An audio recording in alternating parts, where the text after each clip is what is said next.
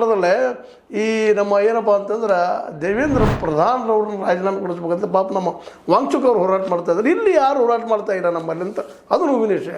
KPSC ಬದಲಾಯಿಸಲೇಬೇಕಂತ ಅನಿವಾರ್ಯತೆ ಇವತ್ತದ ನಮ್ಮ ಯುವಕರಿಗೆ. ಯಾಕಂದ್ರೆ ಯೋಗ್ಯತೆ ಹಾರ್ಡ್ ವರ್ಕ್ ಮಾಡಿ ಅಲ್ಲಿ ನೌಕರಿ ಹುಡುಕಬೇಕಪ್ಪ, ಒಳ್ಳೆ ಆಡಳಿತ ಕೊಡಬೇಕು, ಒಳ್ಳೆ ಅಧಿಕಾರ ಆಗಬೇಕು ಅನ್ನೋಂಥ ಅನೇಕ ಬುದ್ಧಿವಂತ ಮಕ್ಕಳಿಗೆ, ಪ್ರಾಮಾಣಿಕ ಹೋರಾಟ ಮಾಡುವಂಥ ಮಕ್ಕಳಿಗೆ ಇಲ್ಲಿ ಬಾಗಿಲು ಬಂದು ಅನ್ನೋರಿ. ಯಾವುದೇ ಪೋಸ್ಟ್ ನೋಡ್ರಿ 1,50,00,000 ಮಾಸದಲ್ಲಿ ಶುರುಣ. ಇಲ್ಲಿ ಪ್ರತಿಭೆಗೆ ಬೆಲೆ ಇಲ್ಲ. PSI ಎಷ್ಟು ಕೊಡ್ತೀಯಪ್ಪ, 40 ಲಕ್ಷ 50 ಲಕ್ಷ.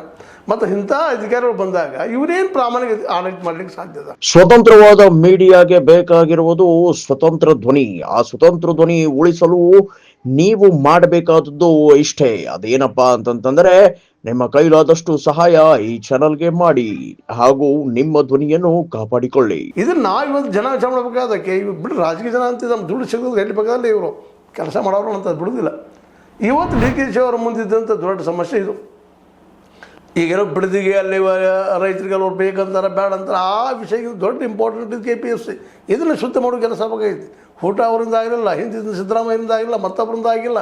ಅದರಿಂದ ಇದು ನಿಜವಾಗಿಯೂ ದೇವರಾಜ ಅರಸರ ಕಾಲದಲ್ಲಿ ಏನು ಆರಂಭ ಜೋರ್ದಾರಾಗೆ ಅದಕ್ಕೆ ಪೂರ್ವದಲ್ಲಿ ಏನಪ್ಪ ಅಂತಂದ್ರೆ ನಿಜಗಪುರಕ್ಕಾದ್ರೆ ಅಲ್ಲೆಲ್ಲೋ ತೆರೆ ಮರೀಲಿ ಆಗ್ತಾಯಿತ್ತು. ಆದರೆ ಇವತ್ತು ಆ ಅರಸರ ನಂತರದಲ್ಲೇ ಓಪನ್ ಸೆಕ್ರೆಟ್ ಇವೆಲ್ಲ ಅದನ್ನು ಕಂಟ್ರೋಲ್ ಮಾಡೋ ಸಲುವಾಗಿ ಏನೋ CET ಮಾಡಿದರು. ಮತ್ತಿನ ಮಾಡೋರು ರಾಮಕೃಷ್ಣ ಹೆಗಡೆ ಅವರು, ಅದು ಸಹಿತ ಇವತ್ತು CET ಸಹಿತ ವಿಫಲ ಆಗ್ತಾಯಿದೆ. ಯೋಗ್ಯರನ್ನ ಆಯ್ಕೆ ಮಾಡುವಲ್ಲ. ಯಾಕಂತಂದ್ರೆ ಅಲ್ಲೂ ಸಹಿತ ಗದ್ದಲ. ಈಗ KPSC ಇವತ್ತೇನಪ್ಪ ಹಂಗಂದ ತಕ್ಷಣ ಇದೇನಿಲ್ಲಪ್ಪ, ಇಲ್ಲೆಲ್ಲನೂ KPSC ಅಂತಂದ್ರೆ ಕೇವಲ ಹಣದ ವ್ಯವಹಾರ ಮಾಡುವಂಥ ರಾಜಕಾರಣಿಗಳು ಮತ್ತು ಅಧಿಕಾರಿಗಳ ಗುಂಪಲ್ಲಿ ಇರ್ತದೆ. ಯಾವ ಸರ್ಕಾರ ಬರ್ತೈತಿ ಅಲ್ಲಿ ತನಗೇನು ಮ್ಯಾಕ್ಸಿಮಮ್ ಗಳಿಸ್ಬೇಕಾಗೈತಿ, ಅಲ್ಲೇ ತಮ್ಮ ಏನಪ್ಪ ಮಂದಿನ ಹಾಕಿ ದುಡ್ಡು ತಕ್ಕೊಳ್ಳೋದು ಕೆಲಸ ಮಾಡ್ತದಪ್ಪ ಪ್ರತಿಯೊಂದು ಸರ್ಕಾರ ಅಂತೇಳಿ ಈ ಒಂದು ಅಪವಾದವನ್ನು ಈಗ ತೆಗೆದು ಹಾಕಬೇಕಾಗಿದೆ. ಏನೋ ರಾಜ್ಯಪಾಲರು ಶಿಫಾರಸು ಮಾಡಿದಾರ, ತನಿಖೆ ಮಾಡಲಿ